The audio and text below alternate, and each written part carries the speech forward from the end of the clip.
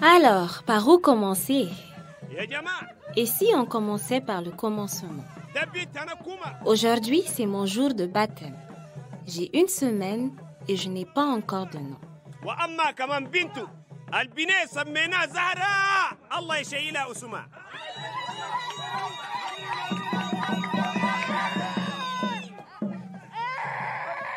Ça, c'est moi, Zara. Et je suis née ici, dans ce quartier, il y a 20 ans. Ne trouvez-vous pas que je suis un peu contrariée? C'est que je passe de bras en bras, comme le veut la tradition. Tout le monde doit me souhaiter la bienvenue. Et c'est ma grand-mère qui commence. Mais pourquoi elle n'a pas les oreilles percées? C'est encore la faute de sa mère, ça. Sadie, toi aussi. Bintou est nouvelle dans le carré. Voilà. Elle ne connaît personne encore. C'est ça. Et puis, toi aussi. Elle me donne un coup de main à la cafétéria. Elle n'a pas eu le temps. Allez, passez-moi ma petite fille. Papa a raison. Ça, c'est mon grand-père adoré, m'a dit. Ne bougez pas. Mais il n'a même pas le temps de me prendre dans ses bras que ma tante Bria se précipite avec son téléphone. Tante Bria aussi. Ma fille, pourquoi tu mets tout sur les réseaux sociaux? C'est privé, c'est la famille. Profite. Je ne suis pas sûre que mon grand-père m'a dit apprécie ce que je m'apprête à faire, car il a été si discret. Moi, je suis sûre d'une chose. Les gens ont besoin qu'on leur raconte l'histoire. L'histoire avec un petit H, de ce qu'était la vie d'avant. Parce que sans histoire, on n'aurait plus d'espoir. Et sans espoir, l'avenir serait trop noir. Ne vous inquiétez pas. Il y aura des larmes, c'est inévitable.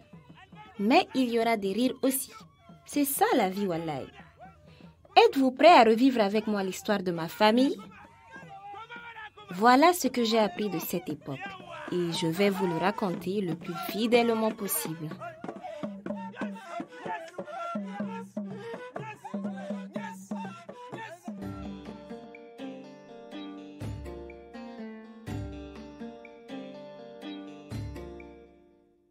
L'histoire raconte qu'une reine transperce les cieux par sa stature dans le Guéra, et vers elle montent les incantations féeriques de la cantatrice El Djima.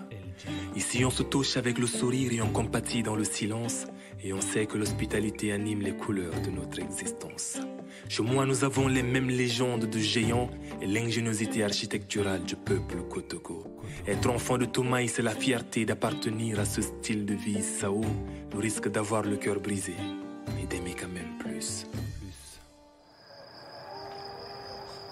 Chérie, elle a bien dormi, notre petite Zara. Le baptême d'hier l'a trop fatiguée. Mais c'était bien, hein? Oui, tout le carré en parle. Merci d'avoir accepté de déménager dans ce quartier et de vivre un temps chez mes parents. Et merci de prendre sur toi avec ma mère. Je sais qu'elle n'est pas facile, hein? Oh, tu sais, il faut du temps pour tout. Sadie et moi, on se rapproche petit à petit. Je vais même la récupérer ce soir chez sa coiffeuse. Adjab, Bintou, Sadie, les 2 femmes de ma vie font des efforts pour s'entendre. Ne te moque pas de moi, comment? Tu sais, Bintou, en tout cas, merci aussi d'aider mon père avec sa cafétéria. T'avais peut-être pas imaginé Juliette cuisinière à 5 heures du matin, tous les jours. Arrête de me remercier. J'adore passer du temps avec Madi. Et puis, en attendant que je trouve du travail, il faut que je m'occupe. Et si je m'occupais aussi de ma femme? Arrête, on va réveiller la petite. Ben voilà, elle est réveillée. J'espère que tu ne comptais pas sur une grosse matinée. Tu vas t'occuper de ta fille, n'est-ce pas? Ma mère, à l'époque, c'était une super infirmière, mais au chômage. Pour suivre papa qui, à ma naissance, a voulu se rapprocher de sa famille, elle a quitté une bonne place dans une autre ville. Mais je vous dis, le parcours de ma mère est incroyable. Elle a même fait des efforts et repris des études. Eh oui, difficile d'imaginer par où elle est passée. 20 ans plus tard, ma mère est une personne respectable du pays. Mais je vous assure, pour en arriver là, il s'en est passé des choses. Vous verrez. Je range le reste de la bouillie, papa m'a dit. Oui, s'il te plaît. Merci, Bintou. Tu penses qu'on aura assez? Roland en fera quand tu reviendras. Ne t'inquiète pas pour ça. Il n'est même pas venu au baptême. C'est trop bizarre. Tu as de ses nouvelles? Il ne répond pas.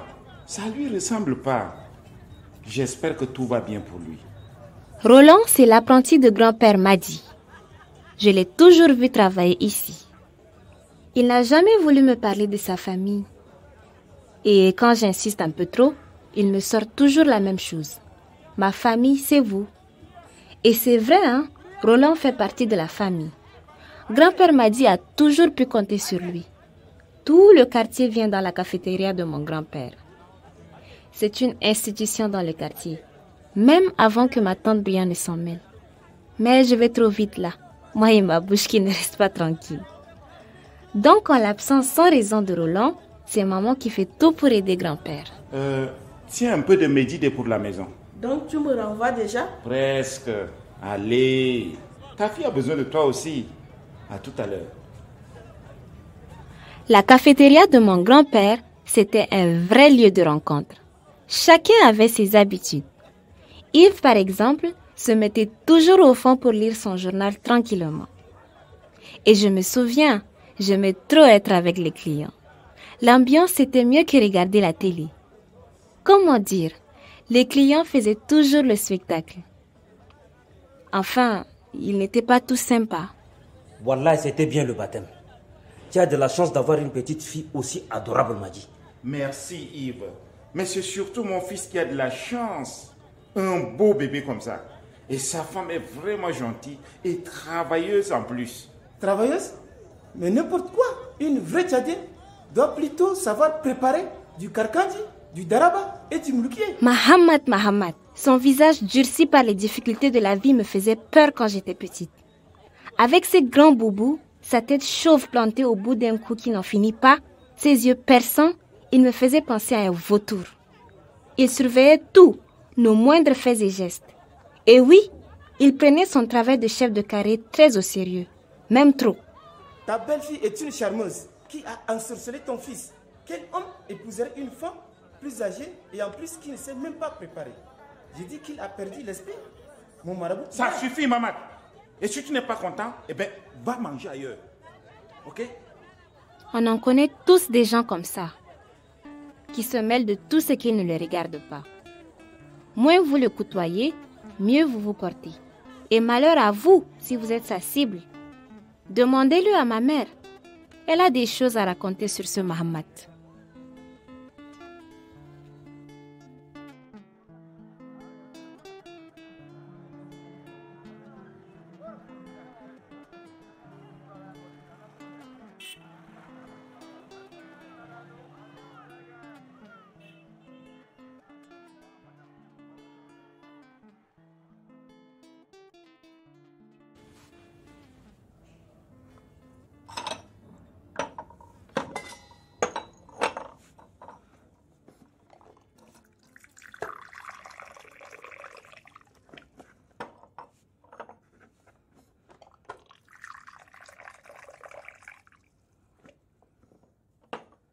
Chérie? Oui. Viens prendre le petit déjeuner. Oui, yo, merci. Qu'est-ce qu'il y a? T'as mal quelque part? Oui, j'ai cogné mon pied contre une chaise. Chérie, notre chambre est vraiment trop petite. Avec les affaires de la petite et les nôtres, ça devient compliqué. Il faut vraiment que tu rappelles le consigne. Oui. Tu traînes et je n'aime pas ça.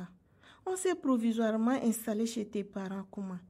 Plus vite on commence à chercher notre maison, mieux c'est... Je sais, Bintou. Je vais le faire. Aujourd'hui, n'est-ce pas? Oui, madame, aujourd'hui. Au fait, tu vas toujours récupérer maman chez la coiffeuse en fin de journée? Oui. Et pourquoi? Là, je t'en supplie. Si tu veux marquer des points avec elle, ne sois pas en retard. Alors, mamie Sadi, s'il y a bien un point sur lequel elle ne rigole jamais, c'est la ponctualité. Tenez, le jour où j'ai eu mon bac, elle a failli camper devant les grilles du lycée pour être la première à voir le résultat.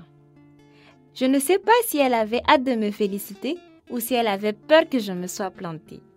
Ceci dit, nous sommes tous réglés comme des horloges grâce à elle.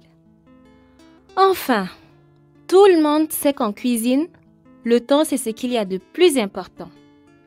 Papy disait toujours à mamie, « Sadie, il n'y a que 2 moments où on est obligé d'être à l'heure. Le jour de notre naissance et le jour de notre mort. Entre les deux, laisse couler. » Mais si ma grand-mère mettait un point d'honneur à être ponctuelle, ce n'était pas de l'impatience. Non, sauf quand il s'agit de ma mère.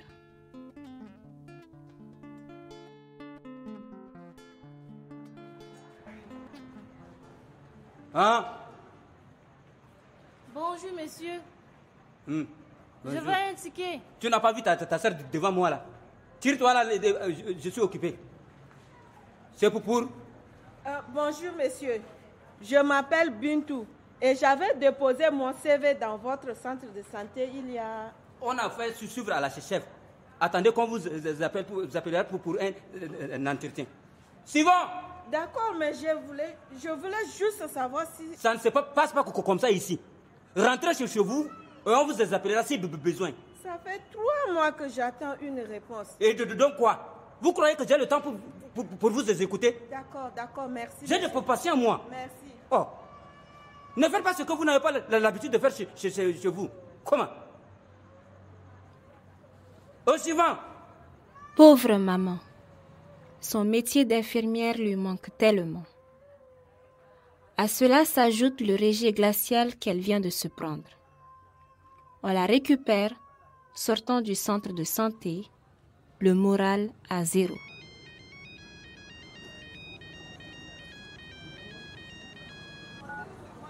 Oui, allô? Non, je n'ai pas pu venir. J'ai bien compris, mais je n'ai pas besoin de ça. Je vais me débrouiller autrement, je vais trouver une solution. Je vais raccrocher. Merci. Roland marche d'un pas empressé, comme s'il fuyait quelque chose.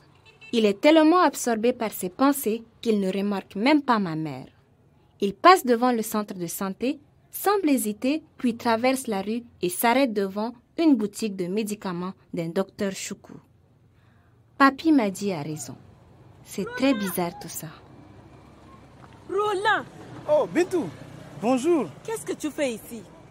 Je prends juste des vitamines. Je suis juste un peu fatigué. Tu ne penses pas qu'il faut aller dans une vraie pharmacie? Les docteurs Choukou, c'est dangereux. Hein? Est-ce que ça te regarde? Est-ce que tu es client même chez moi ici? Je ne te permets pas. Hein? Ce n'est pas à vous que je m'adresse. Elle se prend même pour qui? Donne-moi mon argent. Quoi? Roland, rends-lui ce que tu as pris. Si tu es fatigué, il faut consulter.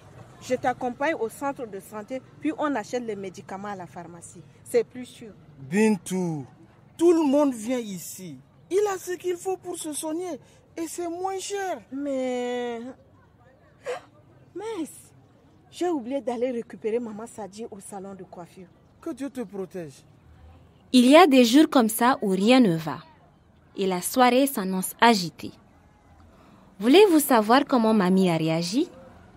5 minutes de retard, ça aurait été le reproche cinglant. 1/4 d'heure, on m'a raconté que seul papa lui avait fait ça quand il était au collège. Et elle l'a privé de ziguéguer jusqu'à la fin de l'année. Alors 1 demi-heure de retard comme ma mère, je vous laisse deviner. Pour Roland, là, je me demande bien ce qu'il cache. Demain, je montrerai à mon enfant les vestiges de son peuple. Je lui conterai l'histoire des nomades qui l'ont habité, que sur ces terres son grand-père a été forgeron, potier, agriculteur, éleveur, pêcheur, chasseur. Oh, combien grand chanteur, danseur et griot. Il saura que le peuple des Sao brûle d'espoir fougueux.